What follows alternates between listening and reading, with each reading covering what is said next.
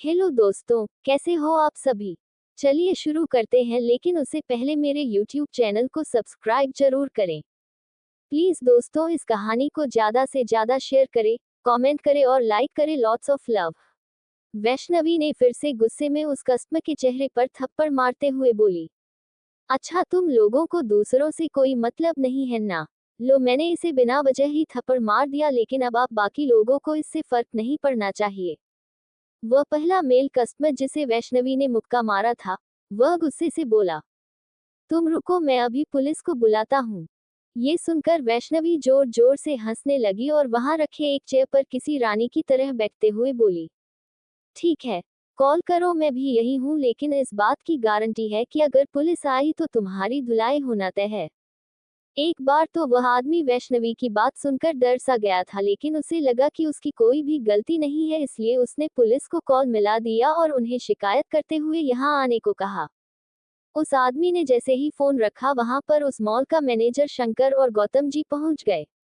Manager Shankar Vaishnavi से कई बार meeting के दौरान मिल चुका था, इसलिए मैनेजर शंकर वैष्णवी को देखते ही उसे पहचान गया और उसके सामने सर झुका कर बोला, गुड आफ्टरनून। वैष्णवी ने उसके गुड आफ्टरनून को अनदेखा कर उसे गुस्से से घूरते हुए बोली, तुमने कैसे एम्प्लॉय हायर किए हैं जो कि लड़कियों के साथ बदतमीजी करते हैं। हमारे फीमेल कस्टमर को कैसा लगता होगा।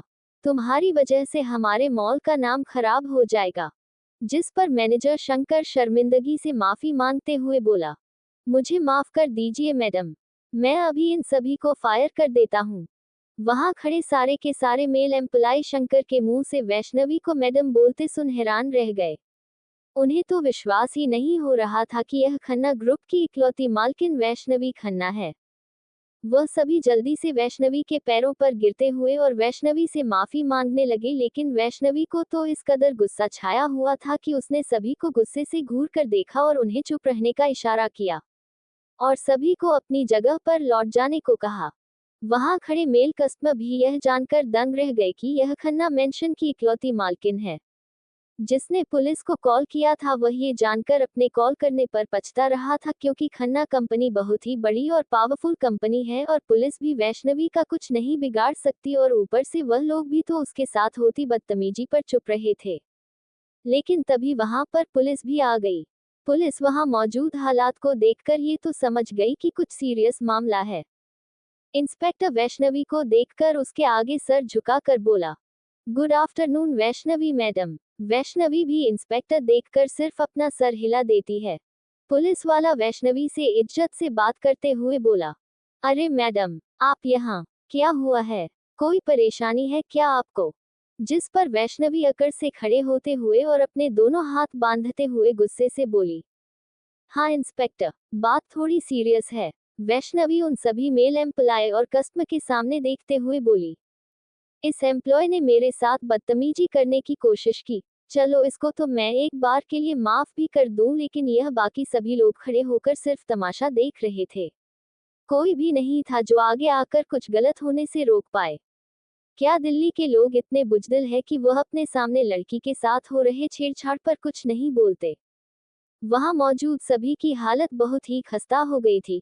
मैनेजर के तो पसीने छूटने लगे थे, क्योंकि उसे मालूम था कि अब ये बात कुछ ज्यादा ही सीरियस है।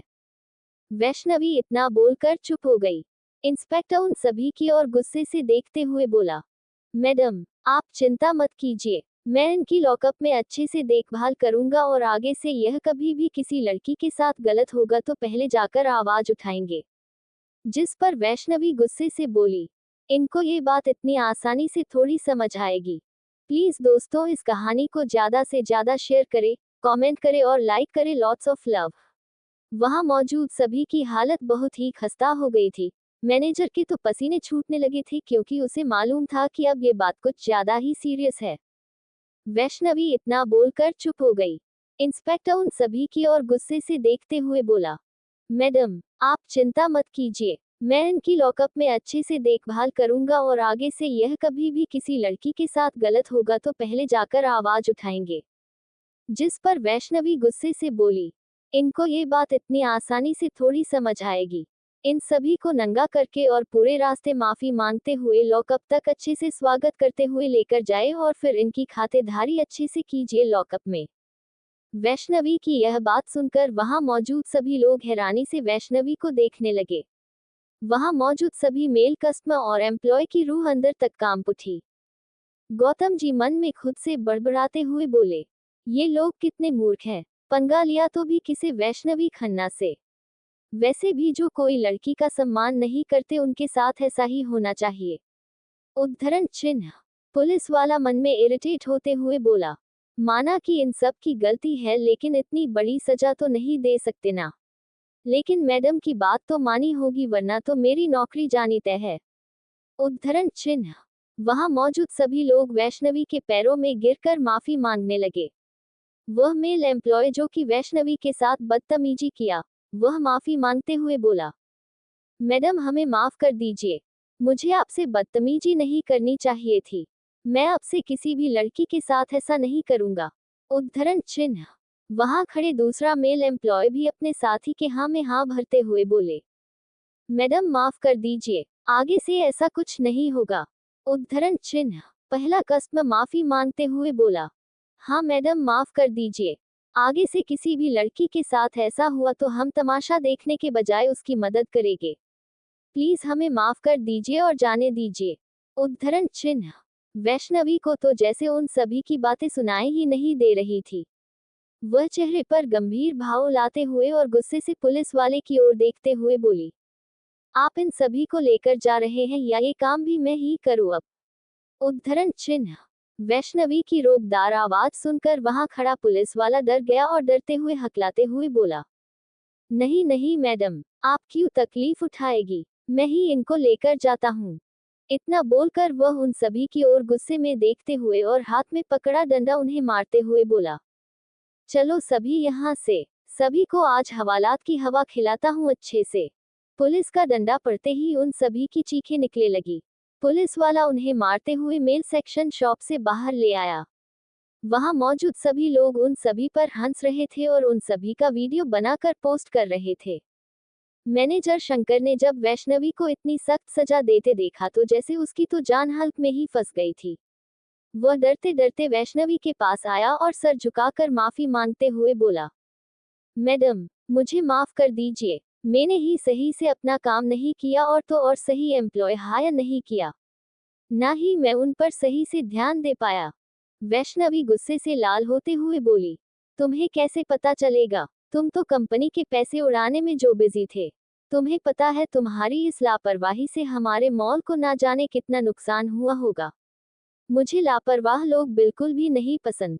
गौतम जी इसे अभी के अभी कंपनी से निकाल दिया जाए। उद्धरण चिन्ह।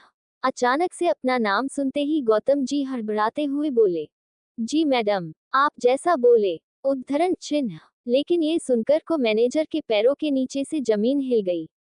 वह वैष्णवी के सामने रोते हुए बोला, मैडम प्लीज मुझे काम से मत निकालो। उद्धरण चिन्ह। वैष्णवी गुस्से से गौतम जी की ओर देखते हुए बोली, आप क्या किसी मुहूर्त निकालने का इंतजार कर रहे हैं? जल्दी से लेकर इसे मेरी नजरों से दूर कीजिए। उद्धरण चिन्ह। गौतम जी वैष्णवी की बात पर हाँ भरते हुए सिक्योरिटी को तुरंत वहां पर बुला लेता है। वह मैनेजर वैष्णवी को देखते हुए उसे रोते हुए ना निकालने को बोला लेकिन वैष्णवी को उसे कोई भी फर्क नहीं पड़ रहा था। जल्द ही वहां पर सिक्योरिटी गार्ड आया और वह वैष्णवी को सलाम कर उस मैनेजर को वहां से ले जाने लगे। मैनेजर ने अपने आप को बहुत छुड़वाने की कोशिश की लेकिन कोई फायदा नहीं हुआ। वह मैनेजर गुस्से से वैष्णवी को बोला, तुम्हें तो मैं छोड़ूंगा नहीं, तुम बस देखती जाओ। उद्धरण चिन्ह। मैनेजर गुस्से से वैष्णवी को देख रहा था और वह सिक्योरिटी गार्ड उसे घसीटे हुए वहां से ले गए। लेकिन वैष्णवी को कहा उसकी धमकी से फर्क पड़ने वाला था। उसने मैनेजर की धमकी को अनदेखा कर वहां वेदांश के लिए कपड़े देखने लगी। गौतम जी कंफ्यूजन से वैष्णवी की ओर देखा जो कि कपड़े देखने में बिजी थी। वह वैष्णवी से सवाल करते हुए बोले, आप तो घर जा रही थी फिर यहाँ, और आप किसके लिए कपड़े ले रही है? वैष्णवी ने गुस्से से गौतम जी की ओर देखा। वैष्णवी को गुस्सा करते देख गौतम जी चुप हो गए और अब उनकी हिम्मत नहीं हो रही थी कि वह वैष्णवी से कोई सवाल कर सके।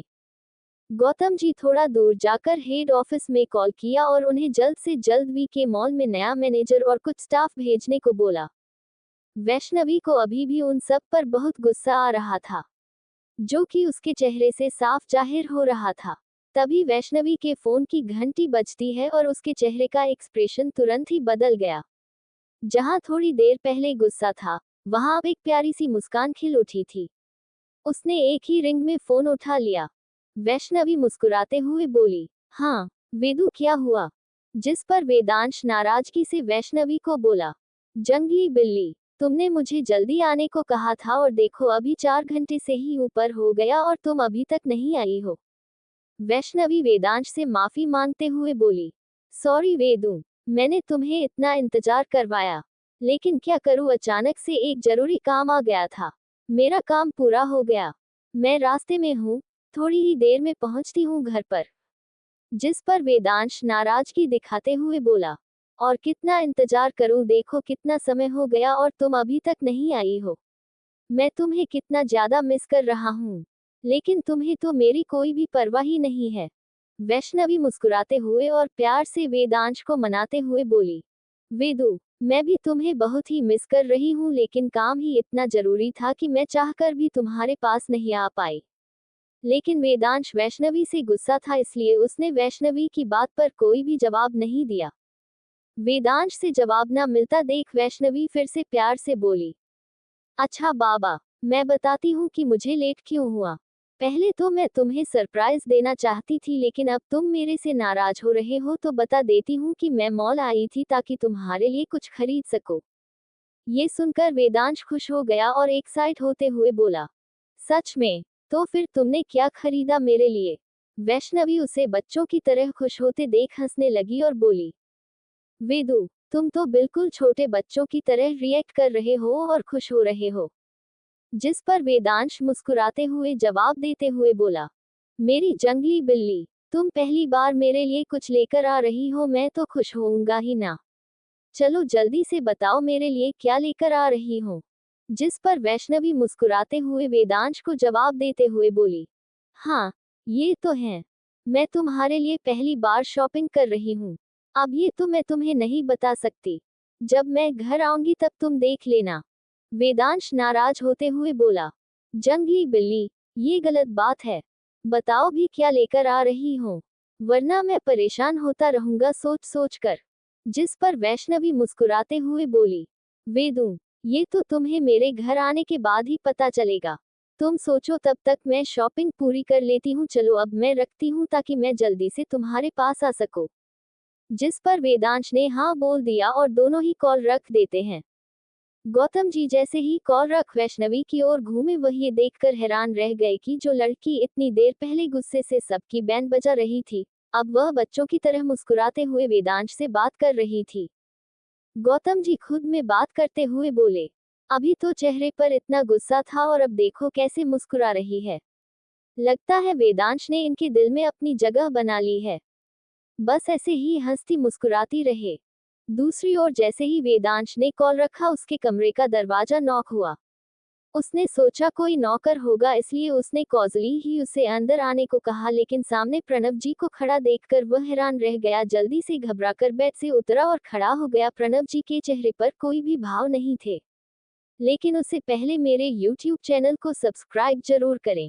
काफी देर तक इधर उधर घूमने के बाद आखिर में वैष्णवी ने वहां रखे सामान में से वेदांश के लिए एक व्हाइट शर्ट और ग्रे पैंट पसंद की और उसे स्टाफ को देकर पैक करने को कहा। गौतम जी आगे आते हुए कंफ्यूजन के साथ पूछते हैं, वैष्णवी, चलो ये तो समझ आता है कि तुम इतने दिन से उसके साथ हो तो तुम उसकी परवाह करने लगी हो, लेकिन तुम्हें उसके कपड़ों का साइज कैसे पता? ये सवाल उनके मन में तब से चल रहा था जब उन्होंने वैष्णवी को वेदांश के लिए कपड़े पसंद करते हुए देखा था। उन्होंने देखा था कि वैष्णवी ने कपड़े पसंद करने के बाद उसने डायरेक्ट पहले साइज चेक किया और उसके बाद उसे जब साइज ठीक लगी तब उसने उस चीज को लिया। उनके सवाल पर वैष्णवी मुस्कुराते हुए अपनी आंखें मटकाकर गौतम जी को ताना मारते हुए बोली, अब आप जैसे सिंगल लोगों को कुछ समझाना ऐसा है जैसे भैंस के आगे बीन बजाना। गौतम जी अपनी आंखें बड़ी बड़ी करते हुए बोले, और वो क्यों? वैष्णवी फिर अपनी आंखें मटकाते हुए बोली, वो इसलिए क्योंकि आप सिंगल है। आपको समझ तो आएगा, नहीं तो फिर समझाने का क्या फायदा, आप ये सवाल नहीं पूछे तो अच्छा है। गौतम जी वैष्णवी की बात सुनकर हैरान रह गए और मुंह बनाते हुए मन में बोले, अब इसमें सिंगल होने ना होने की बात कहाँ से आई भला। सिंगल भी क्यों रहा हूँ वो भी तो देख लो वैष्णवी बेटा। पहले बिग बॉस कहीं जाने नहीं देती थी और अब तुम। मुझे तो खुद के लिए समय ही नहीं मिला तो मैं कहाँ से लड़की देख उसके साथ शादी करता, परिवार बसाता, और वैसे भी कोई मुझ जैसे गुंडे से शादी क्यों ही करेगी भला। वैष्णवी गौतम जी के एक्सप्रेशन से समझ गई थी कि गौतम जी क्या सोच रहे हैं। वह गौतम जी के कंधे पर थपथपाते हुए बोली, हाँ हाँ गौतम जी, मैं आपकी बात को समझ रही हूँ। आपको समय नहीं मिला तो चलो मैं आपको एक दिन की छुट्टी देती हूँ, देख लो कोई मिल जाए तो। वैष्णवी ने फिर से आंखें मटकाते हुए कहा था। उसकी बातों से लग रहा था जैसे उसे गौतम जी से बड़ी हमदर्दी हो, मगर उसके एक्सप्रेशन उसकी बातों का साथ नहीं दे रहे थे। उसके एक्सप्रेशन देख साफ बताया जा सकता था कि वो गौतम जी के मजे ले रही है। इतना बोल वह दूसरी तरफ चली गई। गौतम जी वैष्णवी की बात सुनकर हैरान होकर मन में बोले, हाँ हाँ, जैसे अब इस बुढ़ापे में मुझे तो कोई लड़की मिल ही जाएगी, वो भी एक दिन में, क्या मजाक है। इस लड़की का सच में कुछ समझ नहीं आता। अभी कुछ देर पहले इतने गुस्से में थी, उसके बाद इतनी स्वीटली बात कर रही थी और अब छोटे बच्चों की तरह शरारत सूझ रही है और यह मेरे मजे ले रही है। नहीं नहीं, मजे नहीं ले रही है बल्कि मेरे जले पर नमक छिड़क रही है। उद्धरण चिन्ह। यहाँ वैष्णवी अपने शॉपिंग पूरी कर चुकी थी, उसके हाथों में कुछ और भी बाइक्स थे। एक स्टाफ ने उसे वेदंश के कपड़े भी पैक करके लाकर दे दिए। वैष्णवी बाइक्स को हाथ में लिए गौतम जी के पास आकर बोली, गौतम जी, जल्दी से यहाँ पर किसी एम्प्लॉय को भेज दीजिए, वरना एक काम कीजिए, आज सभी एम्प्लॉयज की छुट्टी कर दीजिए। मैं सबकी कल ही खबर लूंगी, सो कल सुबह 10 बजे मीटिंग का इंतजाम कीजिए। कंपनी में कल मुझे सारी रिपोर्ट चाहिए। उनको समझा दीजिए, उनके पास आज का ही समय है, जो करना है वह आज ही कर ले, और कल अगर मुझे किसी की भी गलती नजर आई तो वो मुझसे बचने नहीं वाला है। वह सजा के लिए तैयार हो जाए। और हाँ, लास्टली हमारे जितने भी मॉल है उनका डाटा मुझे कल तक चाहिए। Everything thing should be on my table, get that. Vaishnavi के ऑर्डर पर गौतम जी सर झुकाते हुए बोले, ओके मैडम, सारी रिपोर्ट्स कल आपको आपके टेबल पर मिल जाएंगी। उद्धरण चिन्ह। वैष्णवी वहां से निकल गई। गौतम जी उसे जाते हुए देख रहे थे। वो मुंह बनाकर खुद में बड़बड़ाते हुए बोले, लो, कर लो बात, अभी तो मुझे एक दिन की छुट्टी देने को बोल रही थी और अब इतना सारा काम बोलकर चली गई, और ऊपर से उस प्लान के लिए भी तो मुझे काम करना पड़ेगा। खैर जाने दो, शायद मेरी जिंदगी में हमेशा सिंगल रहना ही लिखा है। फिर वो भी वहां से निकल गए। उन्हें भी जल्द से जल्द वैष्णवी के दिए हुए सारे ऑर्डर को कंप्लीट करना था, वरना कल सजा मिलने वाले लोगों के लाइन में उनका भी नंबर होगा। वैष्णवी मॉल से बाहर आकर जल्दी से अपनी बाइक शुरू कर घर के लिए निकल जाती है। बस 10 ही मिनट में वह घर पहुंच गई। वो घर के पीछे के दरवाजे से अंदर गई और पहले अपने कमरे में जाकर उसने कपड़े बदले और एक सूट पहन लिया, क्योंकि वह ब्लैक कपड़ों में वेदांश के सामने नहीं जा सकती थी, वरना उसे शक हो जाता, क्योंकि वह वेदांश को सिर्फ ऑफिस का बहाना बोलकर ही वहां से गई थी। उद्धरण चिन्ह। कपड़े चेंज करने के बाद वैष्णवी वेदांश के कमरे के बाहर पहुंची। उसने वेदांश के कमरे के दरवाजे पर नॉक किया। अंदर से आवाज आई, अंदर आ जाओ। वैष्णवी जैसे ही दरवाजा खोलकर अंदर गई, उसे अंदर का माहौल बहुत ही गर्म सा लगा, क्योंकि सोफे पर उसके पापा प्रणव जी और वेदांश आमने सामने बैठे हुए चाय पी रहे थे, लेकिन वहां एक अलग ही खामोशी पसरी हुई थी। वैष्णवी को समझ नहीं आया आखिर दोनों के बीच क्या बात चल रही थी, क्योंकि वह दोनों ही वैष्णवी को देखकर चुप हो गए थे। वैष्णवी अंदर आई और अपने पापा के पास बैठती हुई बोली, क्या बात चल रही है दोनों के बीच। जिस पर प्रणव जी मुस्कुराते हुए बोले, बस ऐसे ही कुछ इधर उधर की बातें और कुछ नहीं। वैष्णवी मुंह बनाते हुए बोली, पापा, मैं आपको क्या अभी भी छोटी बच्ची लगती हूँ जो आप इतना सा बोल देंगे और मुझे लगेगा कोई बात नहीं है। प्रणव जी हंसते हुए बोले, हाँ हाँ, अब तो मेरी बिटिया रानी बड़ी हो गई है, जल्दी ही उसकी शादी भी हो जाएगी और वह पराए घर चली जाएगी। इतना बोलते ही प्रणव जी की आंखों में आंसू दिखाई देने लगे और उनकी आवाज भी रुआसी हो गई। वैष्णवी अपने पापा के गले लगाते हुए बोली, अरे पापा, आप क्यों इतना इमोशनल हो रहे हैं? मैं आपके पास आती रहूंगी ना मिलने के लिए। फिर उनसे अलग होकर माहौल को हल्का बनाने के लिए वैष्णवी मजाकिया लहजे में बोली, वरना एक काम करते हैं, मैं और वेदांश आपके ही पास रह जाते हैं, आप वेदांश को घर जमाई बना लेना। वैष्णवी की बात सुनकर प्रणव जी हंसने लगे और उसके सर पर प्यार से चपत लगाते हुए बोले, बेटा ऐसा नहीं हो सकता, बेटियां शादी के बाद ससुराल में ही अच्छी लगती है, घर पर नहीं, और वैसे भी मेरा जब भी मन करेगा तुम्हें वहां से यहाँ अपने पास बुला लूंगा ला। फिर वो वहां से उठते हुए बोले, चलो अब तुम दोनों बातें करो, मैं जाता हूँ। इतना बोलकर प्रणव जी जाने लगे तो वैष्णवी उन्हें रोकते हुए बोली, अरे पापा आप कहाँ जा रहे हैं, थोड़ी देर बैठिए ना हमारे पास। प्रणव जी जवाब देते हुए बोले, आज वेदांश के पेरेंट्स ने मुझे घर पर खाने के लिए बुलाया है तो मैं आज खाना उन्हीं के साथ खाऊंगा, तुम लोग एंजॉय करो, मैं उनके घर की ओर निकलता हूँ, ज्यादा इंतजार करवाना अच्छा नहीं होता। वैष्णवी बोली, ठीक है पापा, आप जाए मगर संभल कर। प्रणव जी अपनी बेटी के सर पर हाथ फेर वेदांश की ओर एक नजर डाल वहां से निकाल गए। उद्धरण चिन्ह। प्रणव जी के जाने के बाद वैष्णवी वेदांश के सामने बैठ उसे सवालिया नजरों से देखने लगी। वेदांश उसकी आंखों में दिख रहे सवाल को बखूबी समझ रहा था, फिर भी वह अनजान बनता हुआ बोल, क्या हुआ, मुझे ऐसे क्यों देख रही हो। वैष्णवी उसे अपनी आंखें छोटी कर घूरते हुए बोली, तुम्हें नहीं पता मैं क्यों घूर रही हूँ तुम्हें। वेदांश फिर अनजान बनता हुआ बोला, अरे मैं कोई जादूगर थोड़ी हूँ कि मुझे पता चल जाएगा, तुम बताओगी तभी तो पता चलेगा।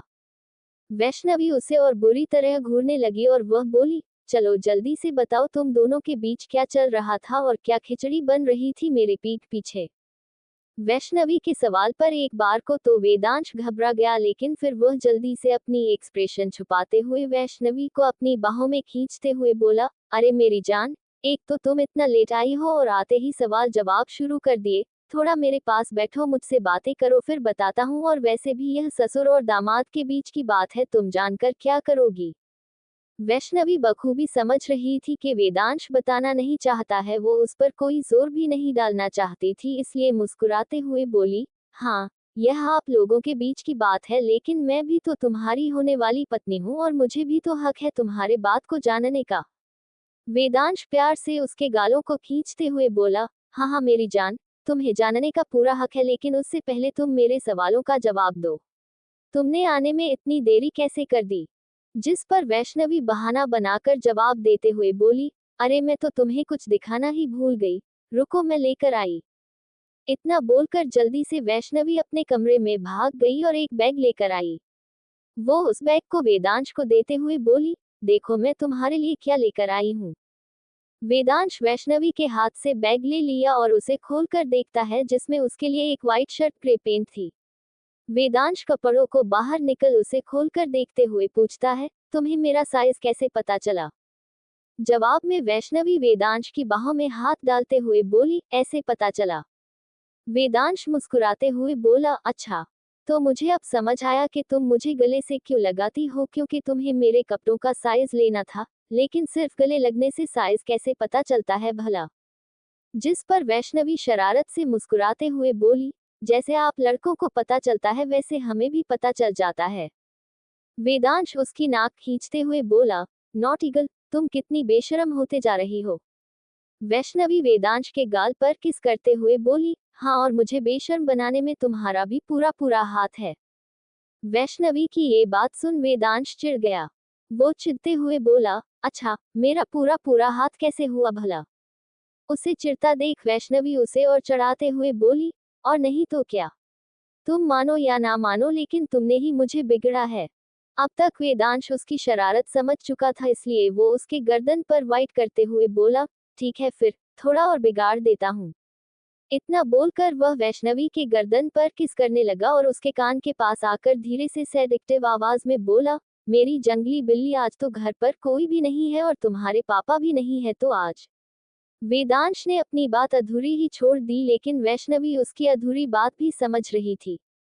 वह वेदांश के होठों पर उंगली रखते हुए बोली, वेदू तुम भूल रहे हो आज हमारे दोस्त आने वाले हैं। वेदांश बोला, यार यह भी कोई बात होती है, हम एक काम करते हैं, उन्हें फोन करके मना कर देते हैं, उनसे तो कल भी मिल लेंगे।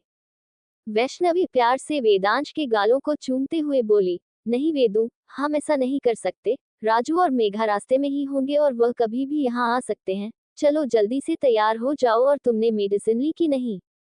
वेदांश ने मासूमियत से नमे सर हिला दिया। वैष्णवी गुस्सा दिखाते हुए बोली, यह क्या हरकत है? तुम्हें अपनी मेडिसिन तो समय पर लेनी चाहिए थी कि नहीं? वेदांश फिर मासूमियत से बोला, हाँ लेकिन मैं भूल गया था। वैष्णवी वेदांश से दूर होकर टेबल से उसकी मेडिसिन और पानी लाकर उसे देते हुए बोली, तुम बिल्कुल एक छोटे बच्चे की तरह हो, पता नहीं कब बड़े होगे, मुझे ही तुम्हारा ध्यान रखना पड़ेगा। वेदांश मुस्कुराते हुए बोला, जंगली बिल्ली, अब तो मैं तुम्हारा ही हूँ और तुम्हें ही तो मेरा ध्यान रखना है। वेदांश की यह बात सुनकर उसे शर्म सी आ गई, लेकिन वह उसके हाथ में दवा देते हुए बोली, चलो जल्दी से इसे खा लो। वेदांश भी अच्छे बच्चे की तरह उसकी बात मान गया और उसने दवा खा ली। वैष्णवी पानी का गिलास टेबल पर रखते हुए बोली, चलो अब जल्दी से तैयार हो जाओ, वह लोग कभी भी आते होंगे। वेदांश खड़े होते हुए वैष्णवी की ओर बढ़ा और उसके कमर में हाथ डाल अपनी ओर खींचते हुए बोला, तुम ही तैयार कर दो ना।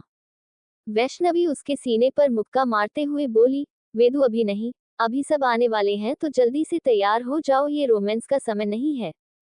वेदांश उसे अपने और करीब करते हुए बोला, लेकिन तुम्हें देखकर तो मुझे रोमांस के अलावा कुछ और सूझता ही नहीं है। तुम इतनी प्यारी जो हो, जब भी तुम्हें देखा खुद पर कंट्रोल नहीं रहता। वैष्णवी ब्लश करने लगी। वो मुस्कुराते हुए बोली, अच्छा ऐसी बात है। वेदांश शरारत से हाँ में सर हिला देता है। वैष्णवी उसके शर्ट के बटन को धीरे धीरे खोलते हुए बोली, लेकिन पहले तो तुम मुझसे दूर भागा करते थे, याद है पहली मुलाकात में मुझे कैसे नीचे ढकेल दिया था? वेदांश अपने बालों पर हाथ फेर जबरदस्ती मुस्कुराते हुए बोला, हाँ ठीक है, मुझसे गलती हो गई, लेकिन तुम मुझे इस बात के लिए कितनी बार सुनाने वाली हो? वैष्णवी उसके बिखरे बालों को ठीक करते हुए बोली, सारी जिंदगी। इसलिए सुनने के लिए तैयार हो जाओ, लेकिन पहले तुम खुद जाकर तैयार हो, वो दोनों कभी भी आते होंगे। कंटिन्यू।